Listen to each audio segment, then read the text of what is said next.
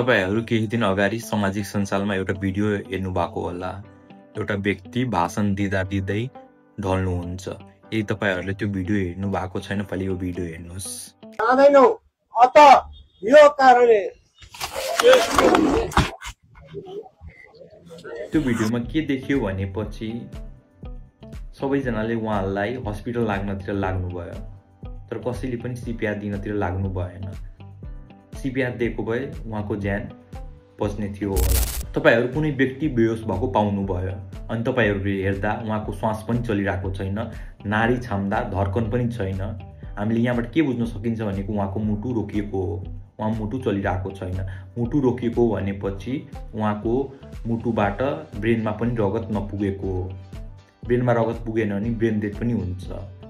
त्यतिबेला हामीले के गर्न सकिन्छ भनेपछि हामीले सीपीआर दिन सकिन्छ। सीपीआर भनेको कार्डियोपल्मोनरी रिससिटेसन।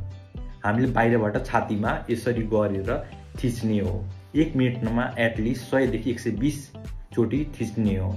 यसले हामीले बाहिरको प्रवृत्तिबाट मुटुको चाल चलाइराख्ने हो अनि यसले चाहिँ मुटुबाट ब्रेनमा रगत पुर्याउँछ अनि ब्रेनलाई जिउँदो बनाएर राख्छ। त्यतिबेला हामीले श्वास प्रश्वास पनि दिन सक्छौं। आर्टिफिशियल रेस्पिरेसन जुन भन्छ। तपाईले यो भिडियो हेरेर यति तपाईले गर्न सक्नुभयो भने कसैको ज्यान बचाउन सक्नुहुन्छ। एम्बुलेन्स नआउँदा हस्पिटल नलगिदासम्म तपाईले यति गरेर राख्नु भयो भने कसैको ज्यान बचाउन सक्नुहुन्छ।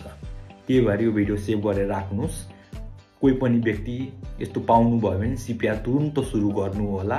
राम्रो लागेकोमा शेयर गर्न नबिर्सिनु होला। मेरो नाम डाक्टर राहुल कुशवाहा। मेरो युट्युब च्यानल पनि छ। तपाईले युट्युबमा गएर मलाई फलो गर्न पनि सक्नुहुन्छ, सब्स्क्राइब गर्न पनि सक्नुहुन्छ। Thank you.